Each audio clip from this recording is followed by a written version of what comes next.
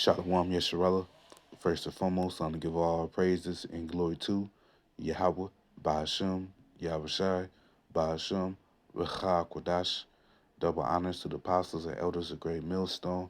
Peace and blessing to those that Akim, that's preached the word in all truth and sincerity, along with your Israelite foreigner brothers that are like the heathens.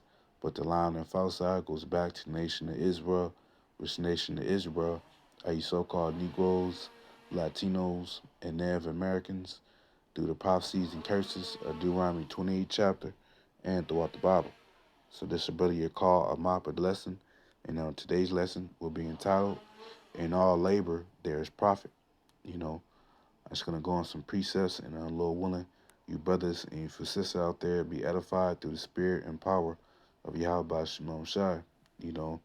And the reason why I'm going to the lesson, because all the works that we do in Yahweh Shimon Shah are not in vain, man.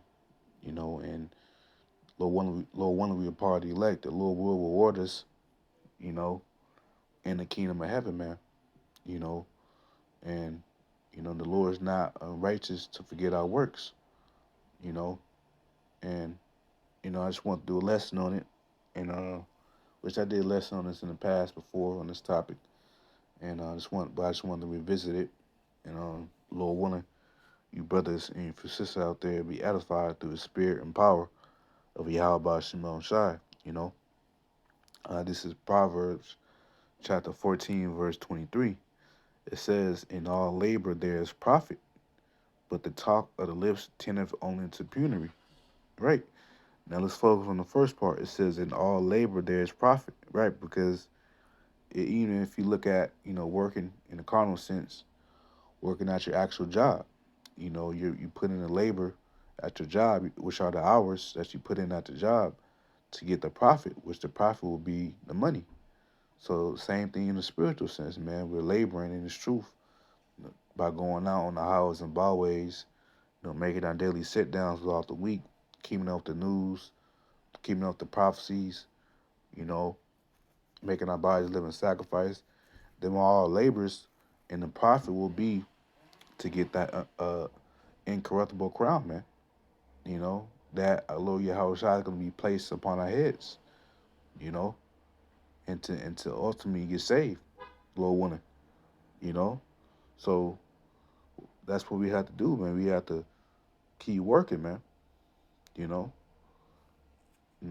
excelling a lot, you know, because the Lord have bestowed upon us, you know, each brother a measurement of truth, a measurement of faith. Some brothers have higher, some brothers have higher portion of faith, some brothers got lesser. But whatever measurement of truth and faith, that the Lord has bestowed upon you, then you have to excel in your lot, man.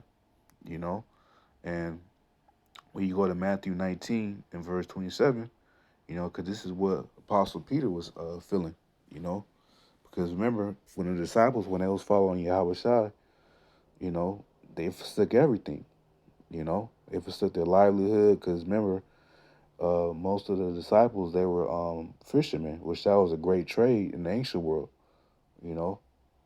And when you go to Matthew 19:27, it says, Then answered Peter and said to him, Behold, we have forsaken all and followed thee. What shall we have therefore? And Yahweh Shai said unto them, Verily, which means truly, I say unto you, that ye which have followed me and in regeneration, which is reincarnation, another word for reincarnation, when the Son of Man shall sit in the throne of his glory, ye also shall sit upon 12 tribes, judging 12 tribes of Israel. So, right. So that's what the disciples, that's going to be the reward in the kingdom of heaven. They're going to sit on 12 thrones, judging the 12 tribes of Israel, man. Verse 29 says, And everyone that have forsaken houses or brethren or sisters or father or mother or wife or children or lands for my name's sake shall receive 100-fold and shall inherit everlasting life. And right, man. And mostly them are your family, man. You know.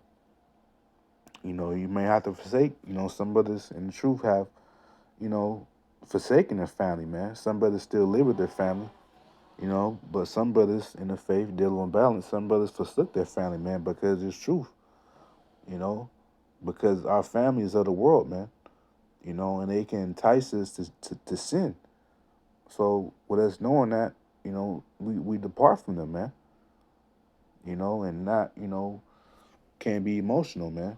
You know, yeah, you know, you might miss some of your family members, you know, get that them thoughts, but also, man, we on a mission. You know, the scriptures say that we are soldiers. You know, a soldier, when he's in battle, he can't be emotional. He can't be thinking about his family. He got to think about him making it, man. You know, so the same for us, you know, in the spiritual sense, man. Um, this is 2 Timothy 2:3. Thou therefore endure hardness as a good soldier of Yahweh Shai Mashiach. And right, so that's what we have to do, you know, endure, man.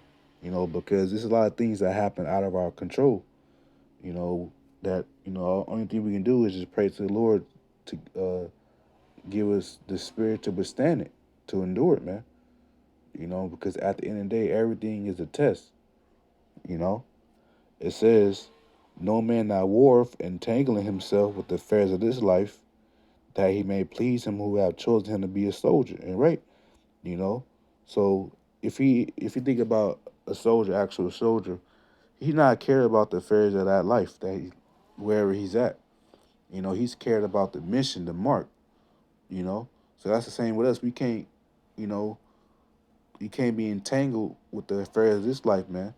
You know, trying to make in this world and, you know, looking back. No, you know, we got to keep moving forward, man, as Apostle Paul said, you know, and focusing on that mark, which is the kingdom of heaven and that salvation, you know. Now let's go to Hebrews, you know,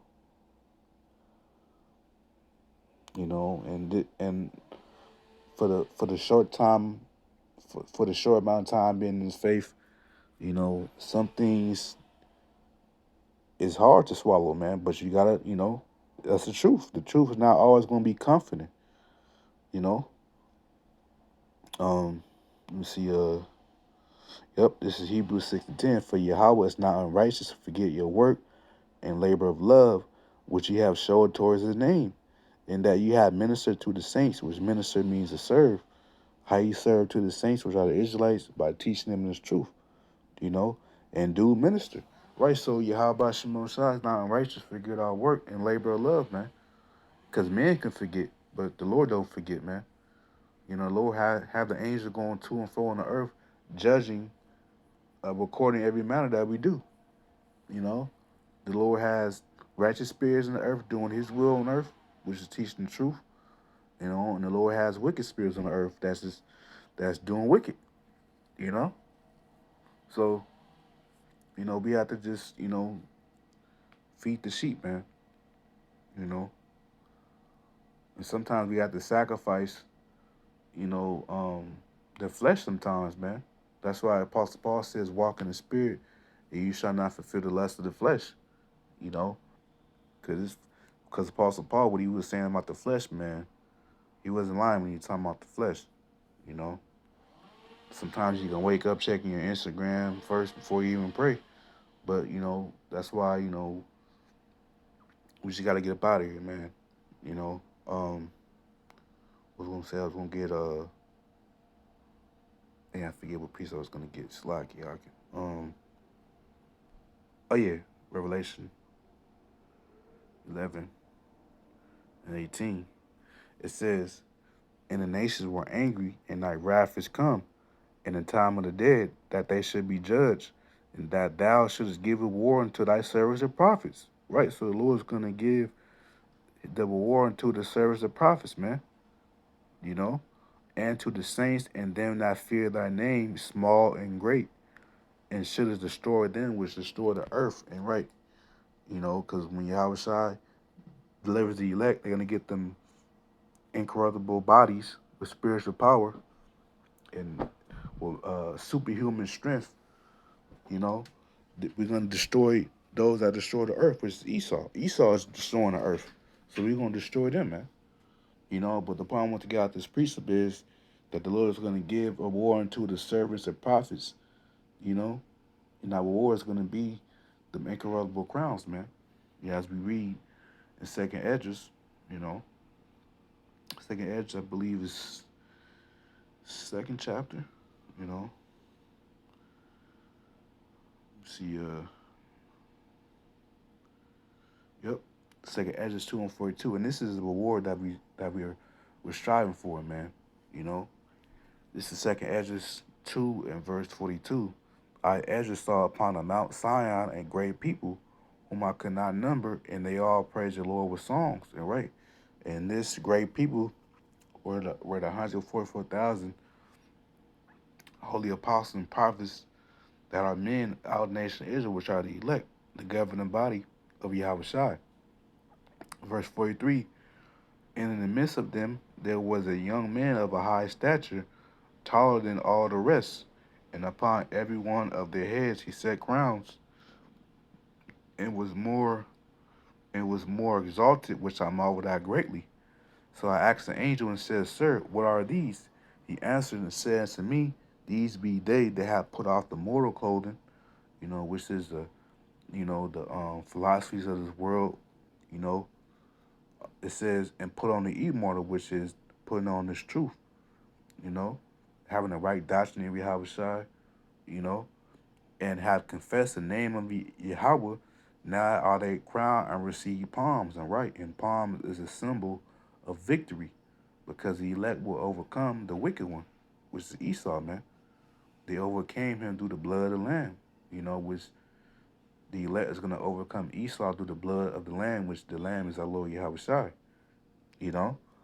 Then said I unto the angel, What young person is it that crowned them and giveth them palms in their hands? So he answered and said unto me, It is the Son of Yahweh whom they have confessed in the world, which is Yahweh Shai.